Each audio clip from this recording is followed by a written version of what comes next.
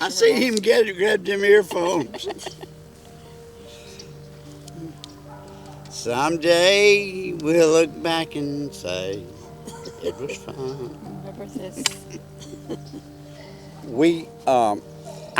I barely remember the old house that I was born in. I do remember parts. I remember the old chimney. It was made out of straw and mud. It was our bathroom, too. Y'all's. We had no electricity. Had coal oil lamps. That was just a way of life. And we didn't know nothing else. I didn't weigh 5 pounds when I was born. Yeah, we were all born at home. I didn't have a baby bed, either. So she had a little dresser drawer, and she made me a bed, and I slept in that drawer. When my mama told me things, she said that you took care of me, and she didn't have no bassinet like they have now. She used a horse collar and put me in it. I was an infant baby. And Dora had to watch me while Mama picked cotton. I worked in the field. Okay? So as I grew up, she was with me all the time. So, Dad, well, we all did, but we didn't know what depression was. People were jumping out of New York City, jumping out of windows, killing themselves, we raised everything that we ate. And so we always had a table full of food. We didn't have any money, but that's the way we was brought up. I remember when we got our first commode and tub, I told all the kids on the bus, I said, man, we got a bathroom coming. They said, really? I said, yeah, it's coming. And the day it come in, they had delivered it, and it was sitting on the porch. Oh, boy, I'd run all the way. Me and Mama and Dora, we rubbed that thing, just like it was a new Cadillac. Sears and Roebuck.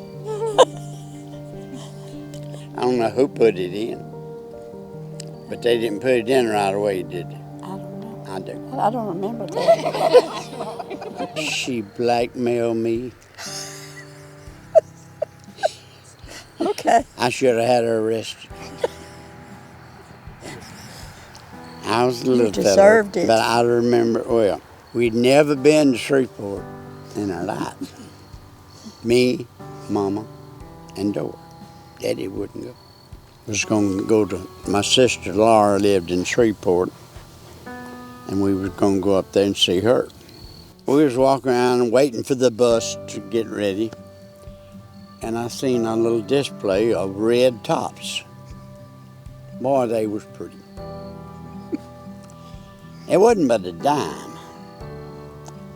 I went and asked Mama. She says, no, we got just enough money for a bus ticket and to get up there. Well, I walked back, I was all around, nobody looking, and I stole that top.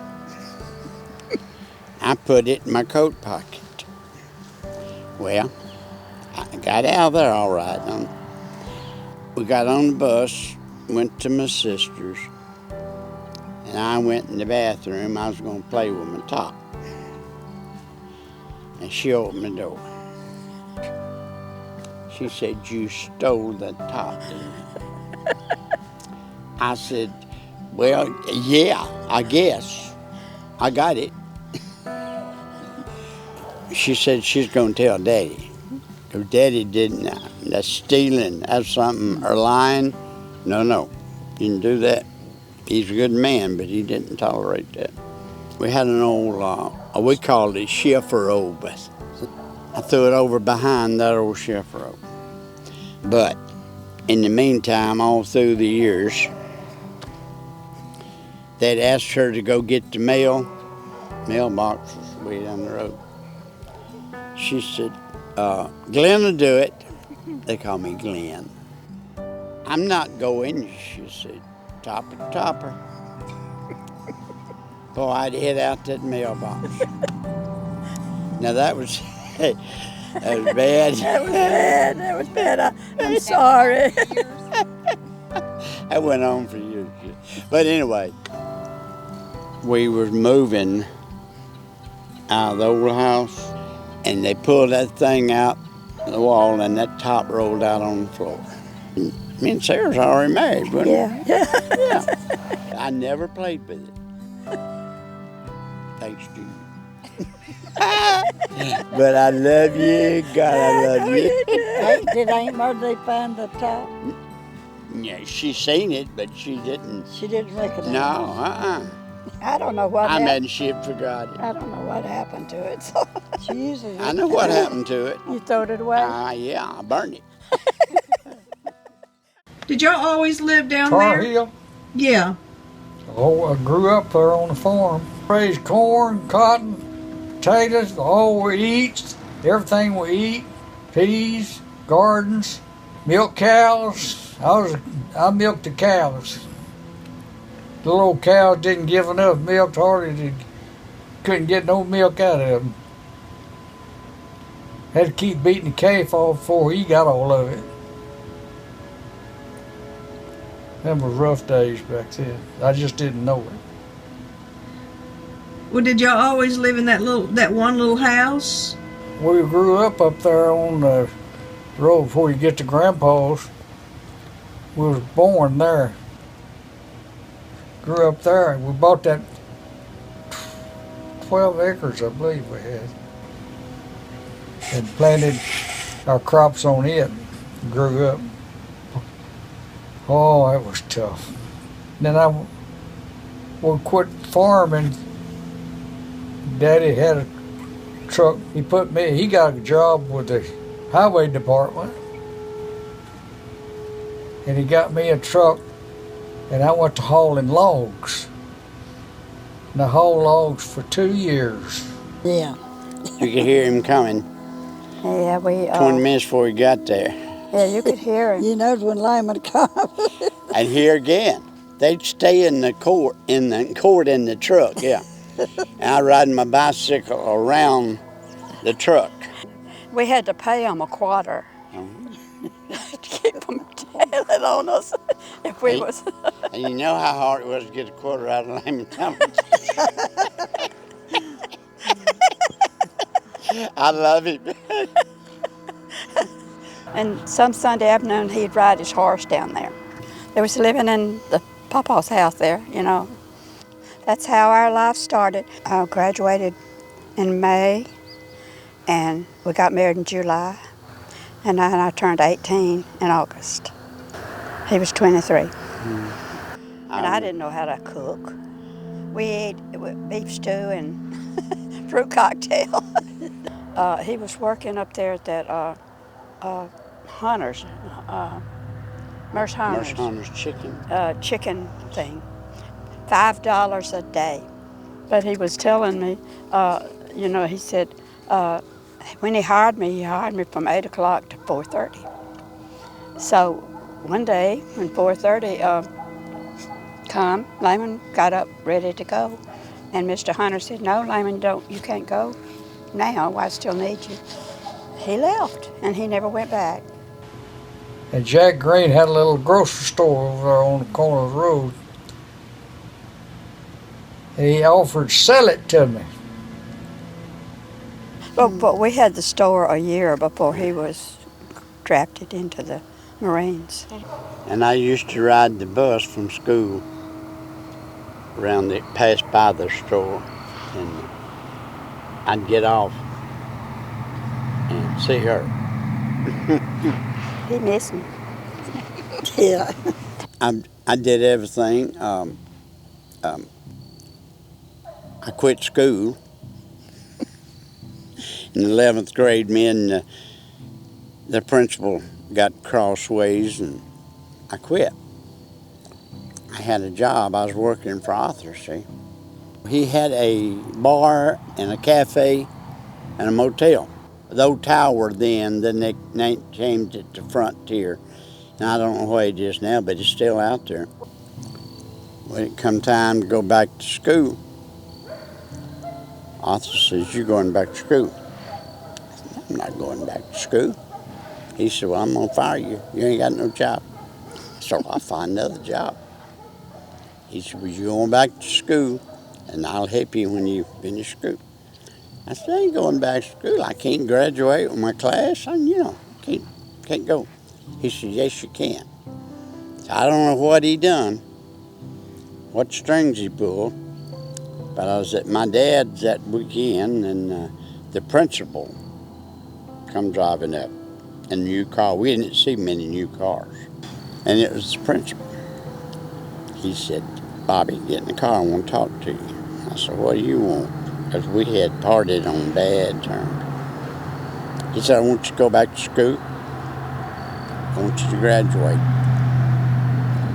I said, Morgan, I can't go back to school. I said, I wouldn't graduate with my class. He said, yes, you will. He said, I promise you. I said, you got my word. He said, yes, you will. He said, I'll see that you graduate. Well, I said, I can't beat a deal like that, can I? So I went back to school. But I found out I had it rough. No education. I was a salesman, and I was a good salesman. But no education. I was working for peanuts when these drug salesmen doing the same thing I was doing. Getting a little cool. Here's Pam come. But on the job business, I went to Doors, Lemon, one evening, and Sammy Doyle lived down the street from him. And he come up there, and he said, where you working at, Bob? I said, well, fact is, we had a little racket last night. I don't have a job. He said, you want to go to work at the bakery? I said, I got to go to work somewhere. So he said, it pays pretty good. It was a union job. So I went down. I met Sammy down there, and he introduced me to the manager. And he says, he's too small. He can't do this work. I said, now you don't know what I can do. Sir? He looked down at me. He's a big man. I said, I'll tell you what I'll do. I'll come in the morning and work. If I can't do it, I'll tell you. He said, well, you kind of straightforward, ain't you? I said, yes, sir. The way I was raised. He said, well, come on in. And they put me on what they call a floating oven. 4 men worked it. I still got scars where they stuck hot pans to me. They didn't do it on purpose, but I wasn't getting out of their way or something, you know. I made it through the day. Went home. We lived upstairs in a little apartment. Told Sarah, I said, well, I don't know if I'm going to make it or not. She says, well, don't. You're going to kill yourself. Don't do it. I said, we'll get by.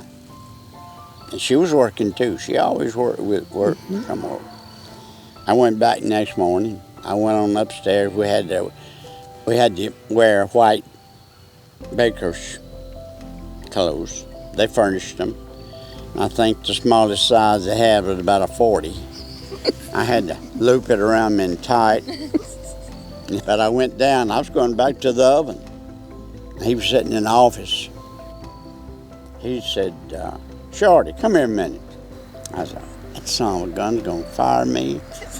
After I have busted my butt, I said, I don't know what I'm going to do. He said, you done a good job.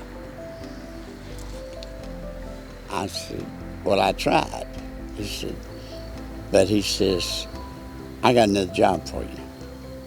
Not the oven. That was their gimmick. They put you on the oven.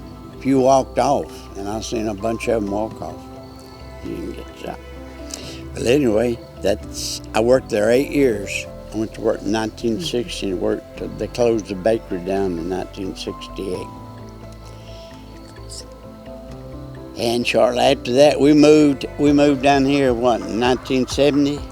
And we've been in this paradise ever since. We ain't always lived here, but We built, huh? I think that we really had a good life, and I learned to love Layman He loved you too. as much as a brother, maybe more. And he loved me too, and he told me that. He told us, he said, when Bobby had his surgery, you know, and he said, I told Bobby, I'm not a praying man, but I prayed for you. Yeah. So that was, Layman was a good person. He really was. He was Layman. Yeah. He done what he You wanted to. accept him or left him alone once. But he was my friend. I never asked him for nothing, but I could have got anything I asked. I never asked him for nothing. So I could have Well, I got couldn't get everything I asked for. it. I guarantee you, Layman Thomas would have. If I'd asked him something, he'd got it. Yeah, he would have. I know. I have no doubt. I see him grab them earphones. Someday we'll look back and say it was fun. Remember this?